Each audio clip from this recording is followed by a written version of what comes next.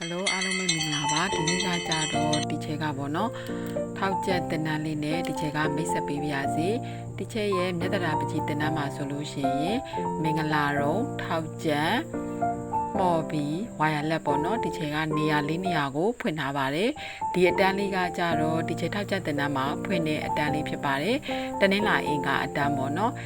ဒီအတန်းလေးထဲမှာဆိုလို့ရှိရင်ရေစီးတန်းရှိမယ်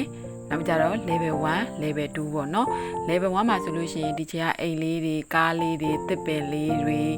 အစရှိတဲ့ပြင်စသည်အကုန်လုံးတင်ပေးရပေါ့နော်ပြီးသွားတဲ့အခါ level 2မှာကြတော့ဒီချေလိုဘာတွေတင်လဲဆိုတော့ဒူတယ်လေးတွေပါတယ် gravity လေးတွေပါတယ် anime လေးတွေပါတယ် perspective တွေပါတာပေါ့နော်သူတို့လိုက်နိုင်တဲ့အရေးချင်းမုံလိုက်ပြီးတော့ဒီချေကစပြီးတော့တင်ကြပေးပါတယ်အခုဒီတန်းထဲမှာထူးခြားကလေးတွေထဲမှာပေါ့နော်ရေစည်းတန်းထဲမှာအငယ်ဆုံးကလေးတွေပါတယ်ပေါ့အဲ့တော့သူတို့တွေကဒီချေကနည်းနည်းလွယ်တာလေးတွေကိုရေစည်းတန်းနဲ့ level 2နဲ့ကိုဒီချေကပေါင်းပြီးတော့တင်ထားရတာပေါ့နော်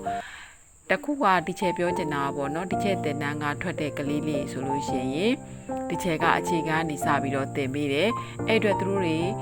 မလိုက်နိုင်မှာမပူရဘူးနောက်တစ်ခုကသူတို့မတက်မှာမပူရဘူးပေါ့နော်ဒါပေမဲ့ဆီယာမကြီးပဲတဲ့အမြဲတမ်းအားကိုလို့တော့မရဘူးပေါ့နော်ကိုတိုင်းကလည်းလောက်ရသေးတာပေါ့အဲ့အတွက်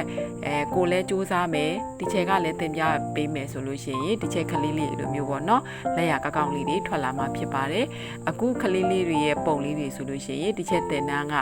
ကလေးလေးတွေရဲ့ပုံလေးတွေပဲဖြစ်ပါတယ်ဒီလိုမျိုးပုံလေးတွေ